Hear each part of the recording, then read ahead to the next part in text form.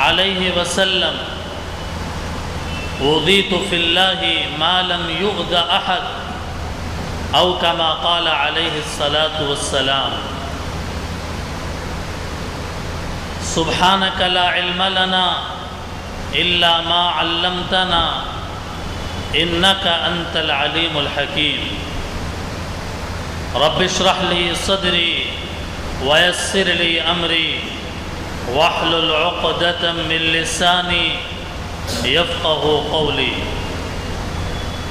سبحان ربک رب العزة عما یصفون وسلام علی المرسلین والحمد للہ رب العالمین اللہم صل علی سیدنا محمد وعلى آل سیدنا محمد وبارک وسلم اللہم صل علی سیدنا محمد وعلى آل سیدنا محمد وبارک وسلم اللہم صل علی سیدنا محمد وعلى آل سیدنا محمد وبارک وسلم۔ حاضرین محترم،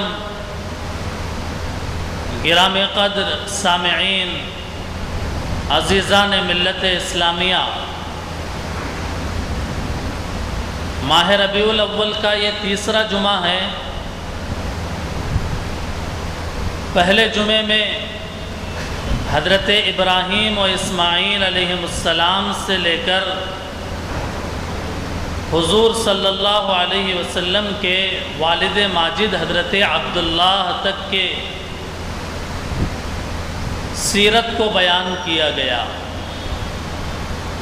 دوسرے جمعے میں حضور صلی اللہ علیہ وسلم کی ولادت سے لے کر نبوت تک کے واقعات کو اور سیرت کے پہلوؤں پر روشنی ڈالی گئی، اور آج کے جمعے میں ارادہ ہے کہ نبی کریم حضرت محمد مصطفیٰ صلی اللہ علیہ وآلہ وسلم کے نبوت سے لے کر ہجرت تک کے سیرت النبی کو بیان کیا جائے۔ دعا فرمائیں کہ اللہ تعالیٰ وقت کے اندر برکت نصیب فرمائیں اور ہم سبھی لوگوں کو صحیح بات کہنے اور اسے غور سے سننے کی توفیق عطا فرمائیں۔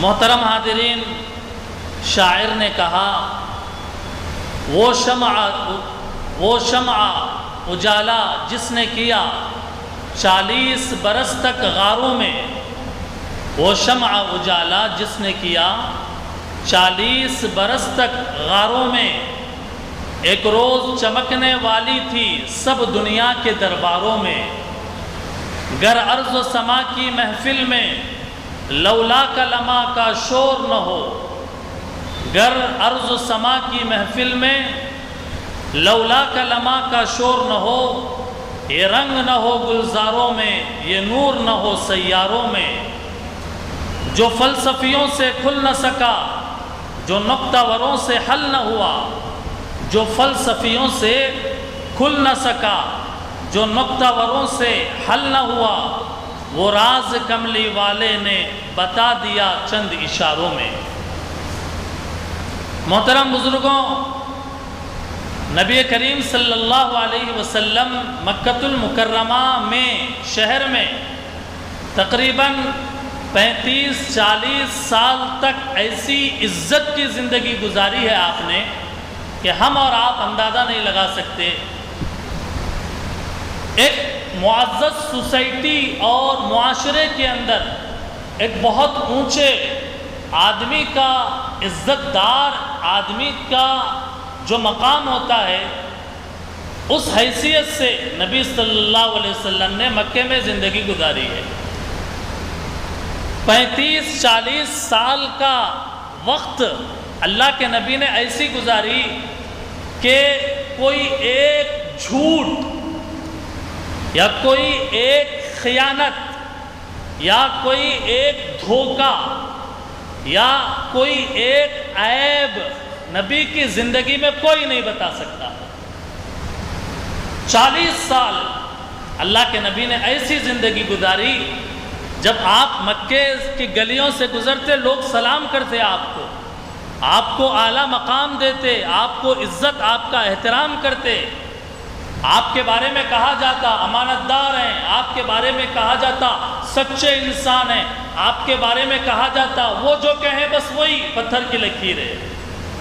اللہ کے نبی نے ایسی معزز زندگی گزاری ہے، لیکن ظاہر ہے کہ اللہ کے نبی ایک معزز انسان ہونے کے ساتھ ایک خلیق اور بردبار، ایک اعلیٰ اخلاق کے حامل شخصیت ہونے کے ساتھ ساتھ اللہ تعالیٰ نے تقدیر میں اور پوری دنیا کو پیدا کرنے سے پہلے اپنے لوح محفوظ میں یہ بات لکھ رکھی تھی کہ یہ میرا نبی آخر میں آنے والے ہیں، محمد عربی صلی اللہ علیہ وسلم۔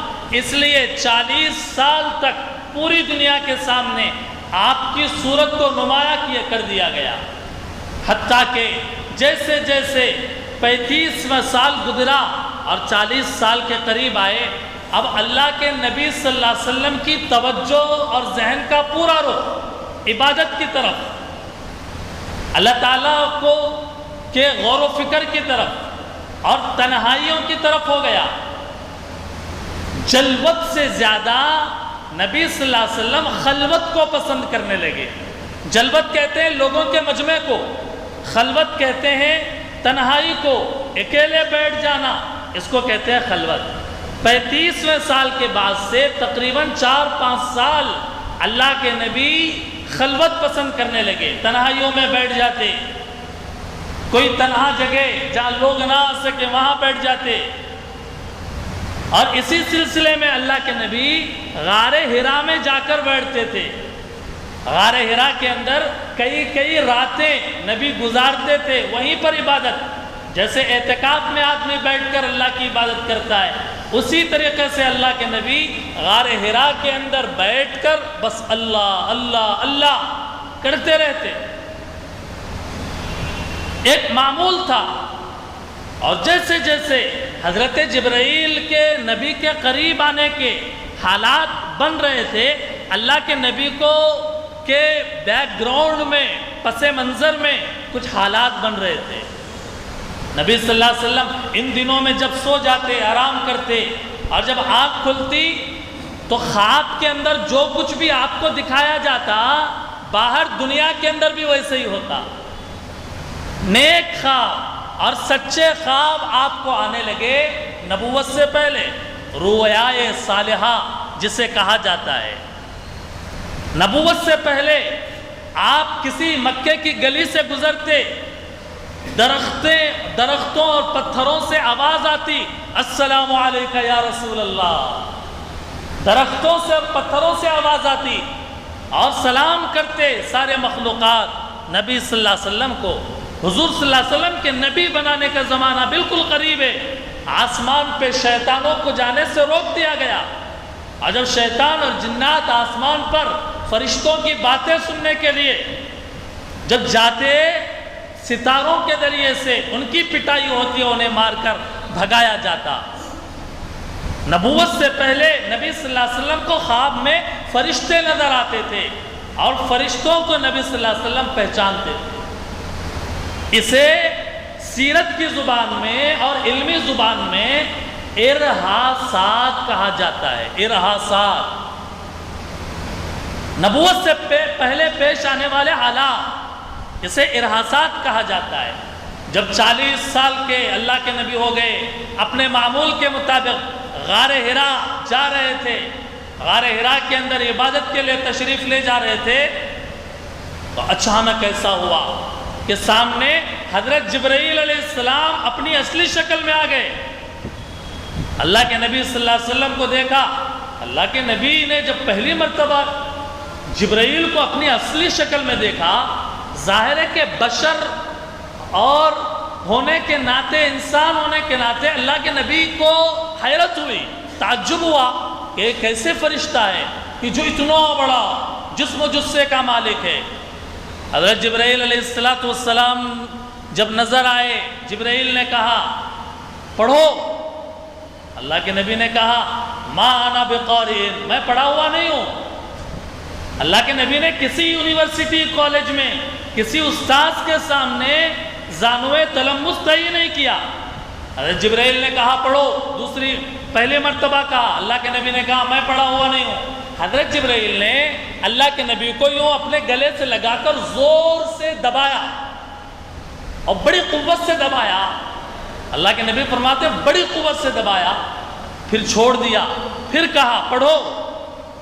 اللہ کے نبی نے فرمایا ما انا بقاری، میں پڑھا ہوا نہیں ہوں۔ پھر حضرت جبرائیل نے اپنے سینے سے لگایا اور زور سے دبایا، پھر چھوڑا، تیسری مرتبہ بھی اسی طریقے سے کیا۔ پھر اس کے بعد میں حضرت جبرائیل نے جب کہا پڑھو، اب اللہ کے نبی صلی اللہ علیہ وسلم کی زبان چلنے لگی۔ حضرت جبرائیل نے پڑھایا اقرأ بسم ربک الذی خلق خلق الانسان من علق اقرأ وربک الاکرم الذی علم بالقلم علم الانسان ما لم یعلم۔ 5 آیتیں، یہ 5 آیتیں سورہ علق کی حضرت جبرائیل نے پڑھایا، اللہ کے نبی نے پڑھ لیا۔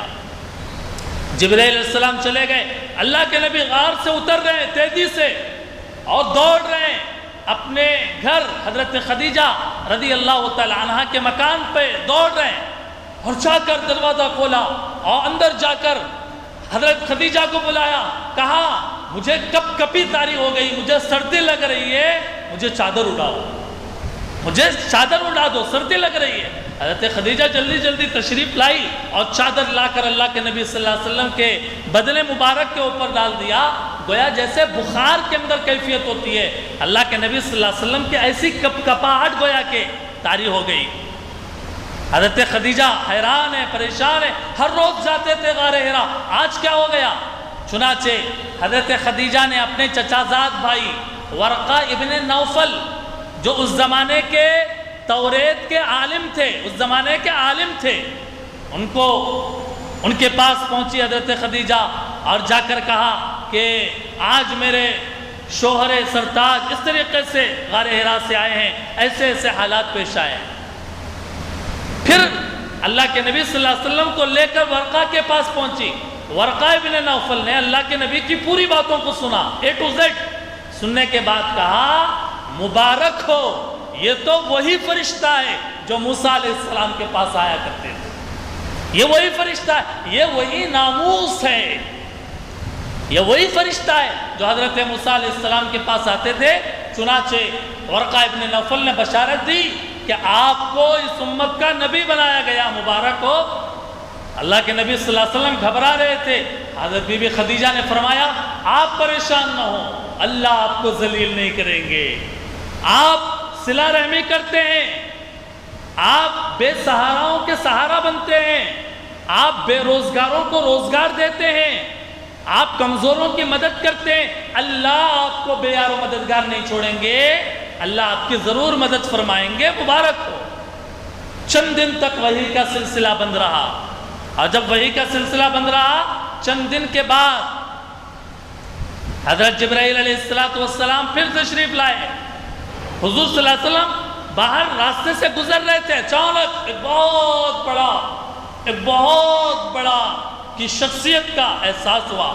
اللہ کے نبی نے آنکھ اٹھا کر دیکھا، جبرائیل بڑے اپنی اصلی شکل میں آسمان اور زمین کے درمیان ایک کرسی کے اوپر یوں بیٹھے ہوئے ہیں۔ اللہ کے نبی نے دیکھا تو اتنی بڑی چیز کو دیکھنے کے بعد ظاہر ہے کہ نظریں نیچے جھک گئی، اور جلدی جلدی پھر حضرت خدیجہ رضی اللہ تعالیٰ عنہ کے پاس آئے اور آ کر کہنے لگے میں نے وہی فرشتہ پھر دیکھا ہے، مجھے چادر اڑا دو، مجھے کمبل اڑا دو، مجھے کمبل اڑاؤ۔ چنانچہ حضرت خدیجہ رضی اللہ تعالیٰ عنہ نے کمبل اڑا دی۔ حضرت جبرائیل علیہ السلام تشریف لائے اور پھر اس کے بعد سورہ مدثر کی آیتیں نازل فرمائی، یا ایھا المدثر قم فانذر وربک فکبر وثیابک فطہر۔ اے چادر اوڑے ہوئے نبی، اٹھیے، فانذر، لوگوں کو ڈرائیے، اپنے رب کی بڑائی بیان کیجئے، اپنے کپڑوں کو پاک اور صاف رکھیے۔ یہ ابتدائی سورہ مدثر کی آیتیں ہیں۔ چنانچہ اس کے بعد وحی آتی رہی، وقتاً فوقتاً وحی آتی رہی۔ اللہ کے نبی کے پاس جو وحی آتی تھی اس کی ایک شکل تو یہ ہے کہ جبرائیل اپنی اصلی شکل میں آ جاتے تھے اور آ کر کوئی بات ارشاد فرماتے تھے۔ وحی آنے کی ایک شکل یہ تھی کہ اللہ کے نبی کو خواب میں کوئی چیز بتائی جاتی فرشتوں کے ذریعے سے، وہ بھی وحی تھی۔ اللہ کے نبی کے پاس وحی آنے کی ایک شکل یہ تھی کہ فرشتہ دکھے بغیر کوئی آواز آتی اللہ کے نبی کے کانوں میں، اور وہی اللہ کی طرف سے ایک پیغام ہوتا۔ اور وحی کی ایک قسم یہ ہے کہ حضرت جبرائیل علیہ السلام کسی آدمی کی شکل میں آ جاتے، کسی آدمی کی شکل میں آ کر بیٹھتے اور جو وحی کے اندر بتانا ہوتا بتا جاتے اور پھر اٹھ کے چلے جاتے۔ اللہ کے نبی کو پتہ چل جاتا کہ یہ جبرائیل تھے۔ وحی کی ایک شکل یہ کہ اللہ کے نبی بیٹھے ہوئے ہیں، گھنٹیاں بجنے کی آواز، مسلسل گھنٹیاں، اور اتنی تیز آواز جیسے کان کے پاس مسلسل گھنٹیاں بجائی جا رہی ہو، اور آہستہ آہستہ اس کی آواز کم ہونے لگتی، آواز پھر آہستہ کم ہونے لگتی، اللہ کے نبی کا سر یوں جھک جاتا، اور وحی کے بوجھ سے اللہ کے نبی کے پیشانی کے اوپر سخت جاڑے کے موسم میں پسینہ آ جاتا۔ اللہ کے نبی اونٹ کے اوپر بیٹھے ہوئے ہوتے تو اس وحی کے نازل ہونے کے پریشر اور اس کے بوجھ سے اونٹنی کھڑی ہوئی، اونٹنی بیٹھ جاتی، اور اللہ کے نبی صلی اللہ علیہ وسلم اگر کسی کے گود میں لیٹے ہوئے ہیں وہی نازل ہوتی، ران ایسا لگتا جیسے ٹکڑے ٹکڑے ہو جائے گا۔ یہ وحی کی کیفیت ہوتی، یہ مختلف انداز وحی کے نازل ہونے کے۔ چنانچہ اللہ کے نبی صلی اللہ علیہ وسلم نے حضرت خدیجہ کو جیسا کہ دعوت دیا، اعلان نہیں کیا لوگوں کے اندر، مکہ کے اندر نبی بنائے جانے کے بعد اللہ کے نبی نے علل اعلان دعوت نہیں دیا، اے مکے کے لوگوں اسلام قبول کرو، نہیں۔ 3 سال تک اللہ کے نبی نے کوئی اعلان نہیں کیا۔ 3 سال تک بس چھپ چھپا کر عبادت کرتے تھے اور اپنے مزاج کے، طبیعت کے لوگوں سے کہتے کہ اسلام قبول کرو۔ سب سے پہلے جس عورت نے اسلام قبول کیا حضرت خدیجہ ہیں رضی اللہ تعالیٰ عنہ۔ سب سے پہلے بچے جنہوں نے اسلام قبول کیا حضرت علی رضی اللہ تعالیٰ عنہ ہیں۔ سب سے پہلے مرد جنہوں نے اسلام قبول کیا حضرت ابوبکر صدیق رضی اللہ تعالیٰ عنہ ہیں۔ سب سے پہلے غلام کہ جنہوں نے اسلام قبول کیا وہ حضرت زید ابن حارثہ رضوان اللہ تعالیٰ علیہ۔ ایک ایک کر کے خفیہ ملاقاتیں ہوتی رہتی، حتیٰ کہ حضرت ابوبکر کے مسلمان ہونے کے بعد حضرت ابوبکر رضی اللہ تعالیٰ عنہ کی کوششوں سے شروع میں جو مسلمان ہونے والے ہیں اس کے اندر حضرت عثمان ابن عفان، حضرت زبیر ابن العوام، حضرت عبد الرحمن ابن عوف، حضرت سعد ابن ابی وقاص، حضرت طلحہ ابن عبید اللہ، حضرت ابو عبیدہ، ارقم بن ابی الارقم، عثمان ابن مظعون مسلمان ہو گئے۔ 3 سال تک پردے کے پیچھے اور چھپ چھپا کر اسلام کی تبلیغ ہوتی رہی، اور جب 3 سال ہوا نبوت کے ملنے کے بعد اللہ کی طرف سے اعلان ہو گیا، اے محمد صلی اللہ علیہ وسلم اب اعلان کر دیجئے، فاصدع بما تؤمر واعرض عن المشرکین، اب کھل کر اعلان کیجئے۔ اللہ کے نبی صفا پہاڑی کے اوپر چڑھے اور نعرہ لگایا، یا صباحا، مکے کے اندر نعرہ لگایا پہاڑ کے اوپر چڑھ کر۔ یہ نعرہ اس وقت لگایا جاتا جب کوئی اچانک حادثہ ہوتا یا کوئی بات سارے لوگوں کو بتانی ہوتی۔ مکے کے اندر رواج تھا یہ، اللہ کے نبی پہاڑ کے اوپر چڑھ کر یا صباحا یہ آواز سننا تھا۔ پورے وادی میں، پورے مکے کے اندر آواز آئی، لوگ گھروں سے نکلنے لگے، صفا مروہ پہاڑی کے پاس آ کر ٹھہر گئے۔ کیا ہوا؟ اللہ کے نبی نے فرمایا، اگر میں تم سے کہوں کہ اس پہاڑ کے پیچھے ایک دشمن کا لشکر ہے جو تم پر حملہ کرنے والا ہے، کیا تم مانو گے؟ سارے لوگوں نے کہا آپ نے زندگی میں کبھی جھوٹ ہی نہیں بولا، ہمیشہ سچ بولتے رہے، آپ جھوٹ کیسے بول سکتے، ہم مانیں گے۔ اللہ کے نبی نے کہا اے لوگوں، مجھے اللہ کی طرف سے نبی بنایا گیا، تم کلمہ پڑھ لو کامیاب ہو جاؤ گے، قولوا لا الہ الا اللہ تفلحوا۔ ابو لہب تھا، ابو لہب نے کہا تیرا ستیاناس ہو اے محمد، کیا تو نے اسی لیے ہمیں جمع کیا؟ نعوذ باللہ، ابو لہب نے گالی دی نبی صلی اللہ علیہ وسلم کو، تیرا ناس ہو۔ اللہ کے نبی نے کچھ نہیں کہا، لیکن جبرائیل اور اللہ نے اپنے قرآن میں کہہ دیا کہ جس نے نبی کے برباد ہونے کی دعا کی ابو لہب وہ خود برباد ہو جائے۔ تبت یدا ابی لہب وتب ما اغنی عنہ مالہ وما کسب، برباد ہو ابو لہب، اس کے ہاتھ ٹوٹ جائیں، اس کا مال بھی کام نہیں آئے گا، اس کی کمائی بھی کام نہیں آئے گی۔ پورے عرب کے لوگ اور جو آئے تھے وہ سارے بکر گئے، اور اللہ کے نبی صلی اللہ علیہ وسلم تبلیغ کرتے رہے علی اعلان، کبھی بازار میں چلے جاتے، کبھی کسی گھاٹی پہ چلے جاتے، کسی مجمع میں چلے جاتے، کہتے ایک کلمہ پڑھ لو، اے لات و عزا کو چھوڑ دو، اے شرک کو چھوڑ دو، ایک اللہ کا کلمہ پڑھو۔ کچھ لوگ ہوتے جو اسلام قبول کرتے، لیکن ظاہر ہے کہ جس مکے کے اندر 360 بت رکھے ہوئے، پہاڑوں کے اوپر 360 بت رکھے ہوئے، کعبے کے سردار، مکے کے سردار، انہوں نے سمجھایا اے محمد یہ کیا نیا دین لائے ہو تم، ہمارے باپ دادا کے دین کو تم چھوڑنے کے لیے کیوں کہہ رہے ہو، اے محمد تم باز آ جاؤ۔ اللہ کے نبی کہتے مجھے اللہ کی طرف سے نبی بنایا گیا ہے، تمہاری باتوں میں نہیں آنے والا۔ حتیٰ کہ قریش کے لوگ، مکے کے لوگ حضرت ابو طالب کے پاس آئے، آ کر کہنے لگے کہ آپ اپنے بھتیجے کو سمجھائیے، محمد صلی اللہ علیہ وسلم کو سمجھائیے، وہ بھٹک گیا ہے، وہ بہک گیا ہے، وہ ہمارے لات، ہمارے عزا، ہمارے بتوں کو بلا بلا بول رہا ہے۔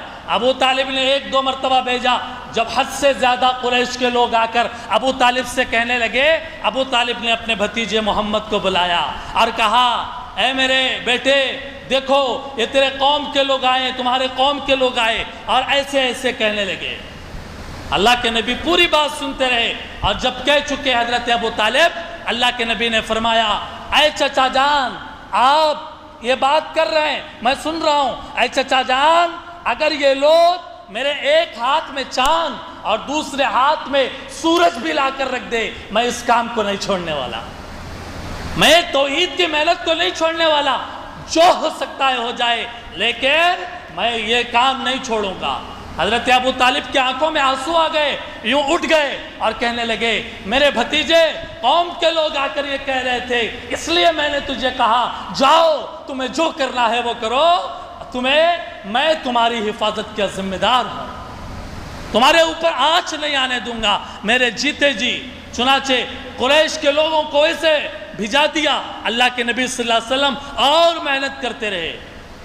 قرآن کی آیت نازل ہوئی، اے محمد صلی اللہ علیہ وسلم آپ اپنے گھر والوں اور رشتہ داروں کو ڈرائیے۔ اللہ کے نبی نے غلہ کھانا پکایا اور گوشت کی دعوت کی، 1-2 آدمی کھا سکتے تھے، اتنا کھانا پکایا، اور 40 خاندان والوں کو جمع کیا، اپنے خاندان کے 40 لوگوں کو جمع کیا اور دعوت کیا۔ جب دعوت کیا ابو لہب آیا، ابو جہل آیا، سارے لوگ آ گئے، اور جب کھانا کھا چکے ابو جہل اور ابو لہب کہنے لگے دیکھو محمد کتنا بڑا جادوگر ہے، نعوذ باللہ، کہ اس سے 1-2 آدمی کا کھانا 40 آدمیوں کو کافی ہو گیا۔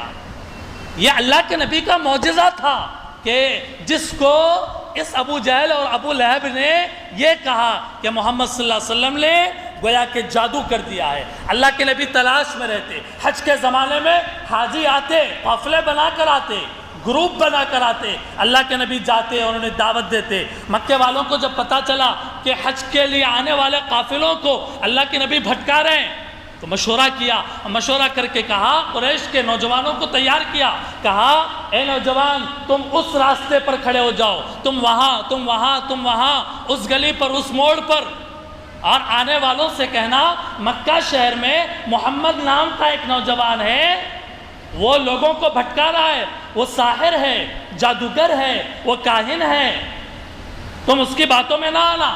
اس طریقے سے مکے کفار نے اپنے نوجوانوں کو لگایا، لیکن الٹا اثر ہوا اس کا۔ جو قافلے والے جن کو نہیں معلوم تھا اللہ کے آخری نبی آئے ہیں، ان کو بھی پتہ چل گیا، اور ان کے دل کے اندر شوق پیدا ہونے لگا کہ دیکھے تو محمد کیا کہتے ہیں۔ وہ آ کر اللہ کے نبی کے پاس اللہ کے نبی کی باتوں کو سنتے اور آپ کے دست اقدس پہ ایمان قبول کر لیتے۔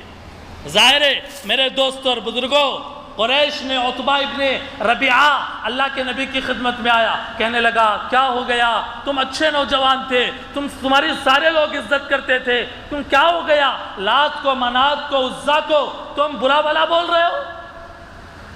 دیکھو تمہیں اگر سرداری چاہیے، پورے مکے کا سردار بننا چاہتے ہو، ہم بنانے کے لیے تیار ہیں۔ تم اگر مال چاہتے ہو، ہم تمہیں مال دینے کے لیے تیار ہیں۔ اگر تم مکے کی سب سے حسین عورت سے نکاح کرنا چاہتے ہو، اس کی ہماری ذمہ داری ہے۔ اللہ کے نبی سنتے رہے، آخر میں کہا عتبہ تم نے کہہ دیا جو تمہیں کہنا تھا، کہہ دیا۔ اس کے بعد اللہ کے نبی نے قرآن کریم کی تلاوت فرمائی، سورہ حامیم سجدہ کی 2 رکوع تلاوت فرمائی۔ عتبہ ابن ابی ربیعہ یوں ہی سنتا رہا، یوں ہی دیکھتا رہا، اور جب عذاب کی آیت آئی عتبہ کے جسم کے اوپر کپ کپی طاری ہو گئی۔ اس نے کہا محمد بس کرو، اب اگر تم عذاب کی آیت پڑھو گے، کہیں اللہ کا عذاب آ جائے تو میں برباد ہو جاؤں گا۔ چنانچہ وہ وہاں سے چلا گیا، اور اس کے بعد میں قریش کے لوگوں سے جا کر کہا محمد جو دین لے کر آئے ہیں وہ دین برحق ہے۔ قریش نے پیشکش کی 1 سال آپ ہمارے معبودوں کی عبادت کرو، 1 سال ہم تمہارے معبودوں کی عبادت کریں گے۔ اللہ کے نبی نے کہا اے قل یا ایھا الکافرون لا اعبد ما تعبدون ولا انتم عابدون ما اعبد، 1 سال میں تمہارے معبودوں کی عبادت کروں، یہ ہو نہیں سکتا۔ قریش نے بے ہودہ مطالبہ کیا، کہنے لگے اگر آپ نبی ہیں یہ صفا مروہ، یہ جبل ابی قبیس، یہ پہاڑوں کو یہاں سے ہٹا دو، اگر نبی ہے آپ بتا دو، پہاڑوں کو ہٹا دو۔ کہنے لگے شام میں، عراق میں جیسے نہریں چلتی ہیں ویسے نہریں بہا دو مکے کے اندر۔ کہنے لگے ہمارے دادا قصی کو زندہ کرو، تم نبی ہو قصی کو زندہ کرو، ہم پوچھیں گے قصی سے کہ تم نبی ہو یا نہ ہو، ہم پوچھیں گے حق پر کون ہے۔ لوگوں نے کہا آسمان سے فرشتہ اتارو اور ہمیں بتائے ہو کہ اللہ نے آپ کو نبی بنایا، دعا کرو کہ آپ کو باغات ملے، آپ کو سونا ملے، آپ کو چاندی کا خزانہ ملے۔ اور بدماشوں نے، نالائقوں نے، کافروں نے، عبداللہ ابن امیہ نے کہا اے محمد اگر آپ آسمان میں جائیں وہاں سے 4 فرشتے لے کر آئیں اور اپنے نبوت کا پرچہ بھی لکھ کر ہمارے پاس لا لے، تب بھی ہمارا آپ کے اوپر ایمان لانے والے نہیں ہیں، جاؤ جو کرنا ہے کر لو۔ پھر اس کے بعد میں قریش نے یہودیوں سے مشورہ کیا، یہودیوں نے کہا ان سے پوچھو سوالات، اصحاب کہف کون تھے، غار والوں کا قصہ کیا تھا، پوچھو ذوالقرنین کون تھے، پوچھو روح کے بارے میں کہ روح کیا چیز ہے۔ 3 سوالات کیے، اور تھوڑے وقفے کے بعد وہ تینوں سوال کے جوابات قرآن کریم کے اندر دے دیے گئے۔ اور جب پورے سمجھانے بجھانے کا کام ہو گیا، اب کافر اور مکے کے مشرک تکلیف دینے پہ آ گئے، صحابہ کو ستانے لگے، صحابہ اکرام کو پکڑ کر سخت دھوپ میں آگ کی طرح جلنے والے پتھروں پر لٹا دیتے، سینے پر پتھر رکھ دیتے، گائے کی کھال لپیٹ دیتے، صحابہ کو زرہ پہنا کر دھوپ میں بٹھا دیتے، اتنا مارتے صحابہ کو کہ صحابہ بے ہوش ہو جاتے، سر کے بال پکڑ کر پانی میں غوطہ دے کر مارنے لگتے، انگاروں پر لٹا دیتے۔ ابو جہل ایک مرتبہ گزر رہا تھا، حضرت سمیہ کو دیکھا، اپنے برچے سے حضرت سمیہ کو جو مارا شرمگاہ پہ لگا اور وہیں پہ وہ شہید ہو گئی۔ حضرت خباب کو انگاروں پر لٹایا گیا، ایک آدمی سینے پر کھڑا ہو جاتا، حضرت خباب کو انگاروں پر لٹایا جاتا، ایک آدمی اس حضرت خباب کے سینے کے اوپر کھڑا ہو جاتا کہ خباب حرکت نہ کرے۔ خباب کے جسم سے خون کے فوارے نکلے، اور تاریخ نے محفوظ کیا کہ حضرت خباب کے خون کے فواروں سے آگ کے انگارے بجھ گئے۔ آگ کے انگارے بجھ گئے، پیروں میں رسیاں ڈال کر صحابہ کے کھینچا جاتا، گھسیٹا جاتا۔ ابو فقیہ کے پیروں میں لوہے کی زنجیریں ڈال کر، بیڑیاں ڈال کر جلتی ہوئی زمین پر الٹا لٹایا جاتا، گلا گھونٹا جاتا۔ عثمان ابن مظعون کو ایک تماچا کافروں نے آنکھ کے اوپر ایسا مارا، آنکھ کی بینائی چلی گئی۔ کیا کیا نہ کیا صحابہ اکرام نے اس دین کے خاطر۔ اور صرف صحابہ نہیں، حضور صلی اللہ علیہ وسلم کو بھی تکلیف دیتے، حضور صلی اللہ علیہ وسلم کو گالیاں دیتے یہ لوگ، حضور صلی اللہ علیہ وسلم کو کہتے یہ جادوگر ہے، یہ کہتے یہ کاہن ہے، کہتے یہ شاعر ہے۔ حضور جا رہے ہوتے، یہ کافر آپ صلی اللہ علیہ وسلم کے مبارک وجود کے اوپر تھوک دیتے، نعوذ باللہ۔ آپ صلی اللہ علیہ وسلم کے جسم اطہر پر مٹی ڈالتے۔ حضور بازار میں دعوت کا کام کرنے جاتے، پیچھے سے ایک بدبخت آتا، کہتا محمد جھوٹے ہیں، ان کی بات مت مانو۔ پتھریں مارے جاتے، آپ کو لہو لہان کیا جاتا۔ عقبہ ابن ابی معیط نے چادر ڈال کر نبی صلی اللہ علیہ وسلم کے گردے میں اتنی زور سے کھینچا، اللہ کے نبی کے گلے کے اوپر چادر کا نشان آ گیا۔ اللہ کے نبی سجدے میں حرم میں سجدے میں گئے ہوتے، یہ ابو جہل ابو لہب، یہ عقبہ ابن ابی معیط اونٹنی کی اوجڑی لا کر نبی کے یہاں پر کاندھے کے اوپر اور پیٹھ کے اوپر ڈال دیتے۔ بی بی فاطمہ نے ایک مرتبہ دیکھا، 4-5 سال کی بچی تھی، دوڑتی ہوئی آئی اور دوڑتی ہوئی آ کر اپنے بابا جان کے اس بوجھ کو ہٹایا۔